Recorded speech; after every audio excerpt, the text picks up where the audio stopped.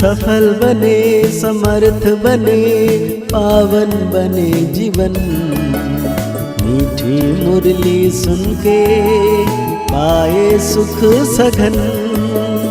आज का चिंतन, आज का चिंतन। ओम शांति। Good morning. अव्यक्त बाप दादा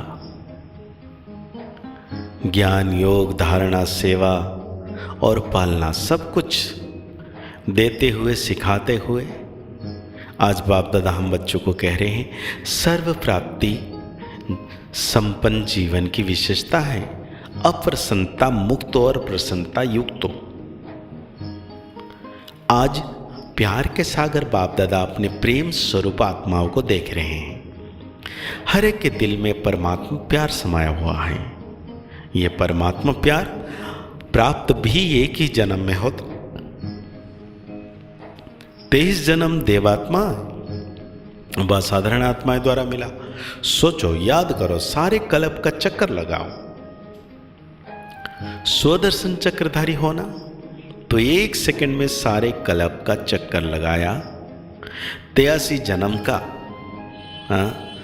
जो परमात्मा प्यार मिला था नहीं मिला। सिर्फ इस संगम पर ही 1 जन्म में परमात्मा प्यार प्राप्त हुआ।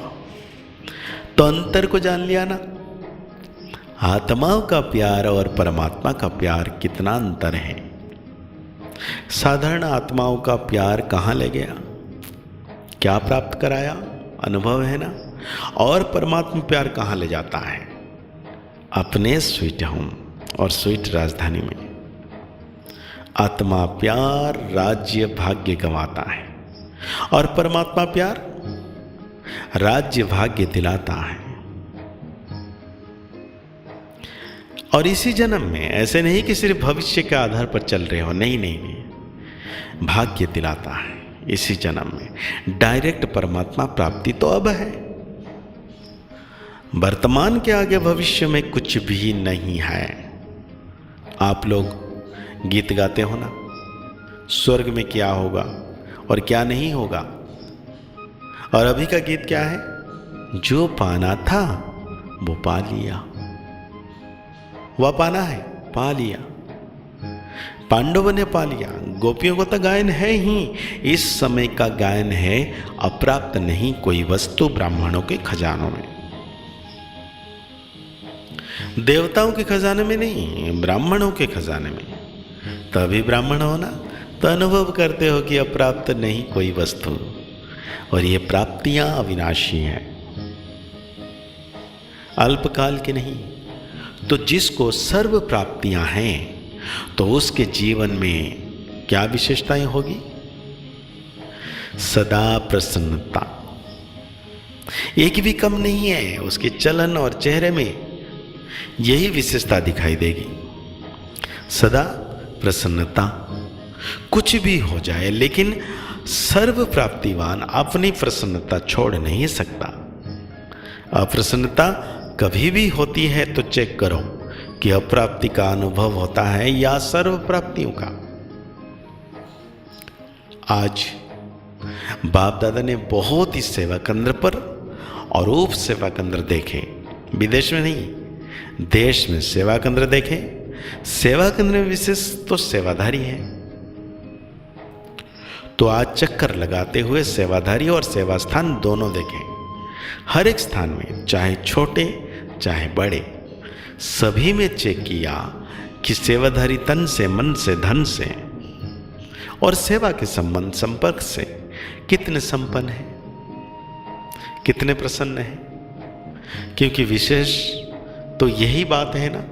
तो क्या देखा, तन तो सबके पुराने हैं ही, चाहे जवान है चाहे बड़े हैं, छोटे हो या बड़े हो, कहाँ कहाँ भी हो, लेकिन कमजोर हैं। चाहे बीमारी बड़ी है लेकिन बीमारी की महसूसता में मैं कमजोर हूं, मैं बीमार हूं, ये बीमारी को बढ़ा देती है। क्योंकि तन का प्रभाव मन पर आ गया तो डबल बीमारी हो गई। तन और मन दोनों से डबल बीमारी होने के कारण बार बार सोल कंशंस के बजाय बीमारी कॉन्शियस हो जाते हैं। तो क्या देखा कि तन से तो मेजॉरिटी बीमारी कहो या हिसाब किताब चुप करना कहो कर रहे हैं, लेकिन 50% डबल बीमारी है, 50% सिंगल बीमार है। बाकी होना क्या चाहिए, कभी भी मन में बीमार का संकल्प नहीं लाना चाहिए कि मैं बीमार हूँ। लेकिन होता क्या है, ये पाठ पक्का हो जाता है। कभी कभी किसी समय बीमार होते नहीं है लेकिन मन में खुशी नहीं है, बहाना करेंगे कि मेरी कमर में दर्द, क्योंकि मेजॉरिटी का तो यही टांग दर्द, कमर दर्द होता है। कई बार दर्द होता नहीं फिर भी कहेंगे मेरी कमर में दर्द है। अभी उसकी चेकिंग कैसे हो? डॉक्टर के पास तो इसका कोई थर्मामीटर है नहीं जो कमर दर्द या नहीं वह चेक कर सके। एक्सरे कराओ, ये कराओ, वो तो और ही खर्चा लगाओ। तो क्या देखा, तन के बारे में सुनाया, कोई सेवाधारी ऐसे दिखाई दिए। सेवाधारी आप सभी हो, ऐसे नहीं समझना कि टीचर्स की बात है। सेवाधारी आप प्रवृत्ति वाले भी हो कि जो सेंटर्स पर रहते हैं वह सेवाधारी है। आप लोग प्रवृत्ति में रहने वाले भी सेवाधारी। कभी आपके घरों में भी चक्कर लगाएंगे, बाबा कहते हैं, देखेंगे कि कैसे सोते हो, कैसे उठते हो, डबल बेड है, सिंगल बेड है। अच्छा, ये तो आज के चक्कर की बात है। आजकल के हिसाब से दवाइयाँ खाना ये बड़ी बात नहीं समझो, क्योंकि कलयुग का वर्तमान समय सबसे शक्तिशाली फ्रूट ये दवाइयाँ हैं। देखो, कोई रंग बिरंगी तो है ना, कलयुग के लास्ट का यही एक फ्रूट है, तो खा लो प्यार से। दवाई खाना ये बीमारी याद नहीं दिलाता। अगर दवाई को मजबूरी से खाते हो तो मजबूरी की दवाई बीमारी याद दिलाती है। तो बाबा कहते हैं आजकल दवाइयाँ अलग अलग थेरेपी निकली है, आज फलाना थेरेपी, आज फलाना थेरेपी। तो ये कलयुग की सीजन का शक्तिशाली फल है, इसलिए घबरा नहीं। लेकिन दवाई कॉन्सेंस, बीमारी कॉन्सेंस होकर नहीं खाओ। बीमारी आई और उसको फ्रूट थोड़ा खिला दिया, विदाई दे दो। अच्छा, ये हुआ तन रिजल्ट। और फिर क्या देखा बाबा कहते हैं, मन में क्या देखा? एक बात खुशखबरी है कि मेजॉरिटी हर एक सेवाधारी के मन में बाप का प्यार और सेवा का उमंग दोनों है। बाकी 25% कोई मजबूरी से चल रहा है, वो छोड़ो। लेकिन मेजॉरिटी के मन में दोनों बात देखी और ये भी देखा, बाप से प्यार होने के कारण याद में शक्तिशाली हो बैठने का, चलने का, सेवा करने का अटेंशन बहुत देते हैं। लेकिन खेल क्या होता है कि चाहते हैं कि याद की सीट पर अच्छी तरह सेट होकर बैठ जाए, लेकिन थोड़ा टाइम तो सेट हो जाते हैं, फिर हिलना डुलना शुरू हो जाता है। तो बाप दादा ने आप सबको जो काम दिया वो देखा। मन और बुद्धि को सीट पर सेट रखने के बजाय हलचल में आ जाते हैं।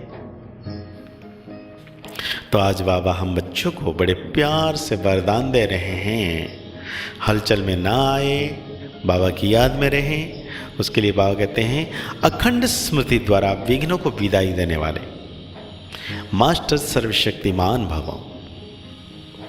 संगम युग विघ्नों को विदाई देने का युग है।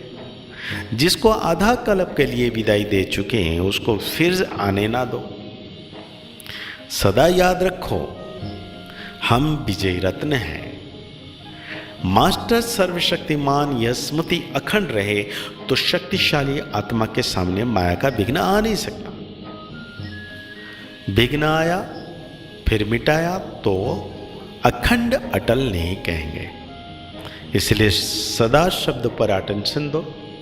सदा याद में रहने से सदा निर्विघ्न रहेंगे और विजय का नगाड़ा बजता रहेगा। तो आज बाबा हम बच्चों को स्लोगन दे रहे हैं, ईश्वरीय सेवा में खुद को ऑफर करना ही बाप दादा की ऑफरिंग लेना है। तो आज के मुरली का अनुसार हम सो मान लेंगे, मैं मास्टर सर्वशक्तिमान आत्मा हूं। आज की अव्यक्त वाणी को और गहरी रीति से चिंतन करते हुए निरंतर परमात्मा की छत्र छाया में रहना है कि सदा मेरे साथ मेरा बाप दादा है। मुस्कुराते रहिए, आगे बढ़ते रहिए, पुरुषार्थ करते रहिए, खुश रहें, स्वस्थ रहें, मस्त रहें। ओम शांति, ओम शांति, ओम शांति।